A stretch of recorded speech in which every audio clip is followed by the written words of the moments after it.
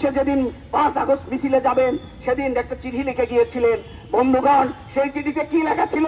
বলেছিলেন যে ঘরে বসে থাকা এটা মনুষ্যত্ববোধের পরিচয় না। বলেছিলেন যে লড়াইয়ের ঘরে ভীতু বসে থাকার থেকে লড়াইয়ের ময়দানে গুলি খেয়ে মরা ভালো। এবং মাকে বলেছিলেন যে আমি যদি মারা যাই গর্বিত হয়েও ভীত হয়েও না। বন্ধুগণ, এই যে আনাচের যে আহ্বান, মুগ্ধ আবু সাঈদদের যে শহীদি আত্মদান, সেই একে সুর আমরা দেখেছিলাম। এই যে গতকাল 20 জানুয়ারি শহীদ আসাদ দিবস ছিল।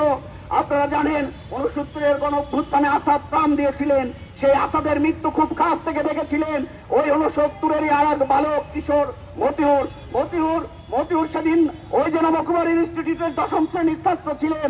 মতিউরের কথা দেখুন, আজকে আনাচের যে সুর, সেদিন মতিউরের এক কথায় ছিল। মতিউর গুলিবিদ্ধ হয়েছিলেন 24শে জানুয়ারি। সেদিন মতিউরের বুক পকেটে একটা চিঠি পাওয়া গিয়েছিল। মতিউর বলেছিলেন, দেখো মা, মিছিলে তখন কিভাবে মানুষের অধিকারের পক্ষে, শিক্ষার অধিকারের পক্ষে ধারাবাহিকভাবে তারা লড়াই সংগ্রাম করে, আন্দোলন করে, কথা বলে। আজকেও সেই কথাগুলো সমাজতান্ত্রিক ছাত্রফ্রন্টের এখানকার যারা বিভিন্ন শিক্ষা প্রতিষ্ঠানের নেতৃবৃন্দ আলোচনা করেছেন। সমাজতান্ত্রিক ছাত্রফ্রন্টের সাধারণ সম্পাদক রাফিকুজ্জামান ফরিদ, তিনিও নানান দিক থেকে আলোচনা করেছেন।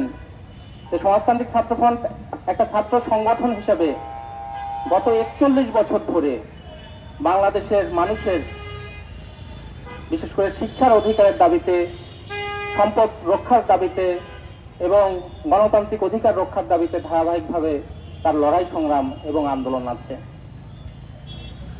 সমাজতান্ত্রিক ছাত্রফ্রন্টের আজকের এই প্রতিষ্ঠাবার্ষিকী বিশেষ, কারণ এই প্রতিষ্ঠাবার্ষিকী যখন পালিত হচ্ছে তখন বাংলাদেশে একটা গণ অভ্যুত্থান হয়েছে এবং এই গণ অভ্যুত্থানের মধ্য দিয়ে একটা ফ্যাসিবাদী সরকার দেশ থেকে পালিয়ে যেতে বাধ্য হয়েছে এবং এই আন্দোলনে এই ছাত্র সমাজের একটা গুরুত্বপূর্ণ ভূমিকা, তাদের জীবনদান আছে এবং তার সাথে আমাদের দেশের সাধারণ জনগণ তারাও এই আন্দোলনের সাথে যুক্ত হয়েছিল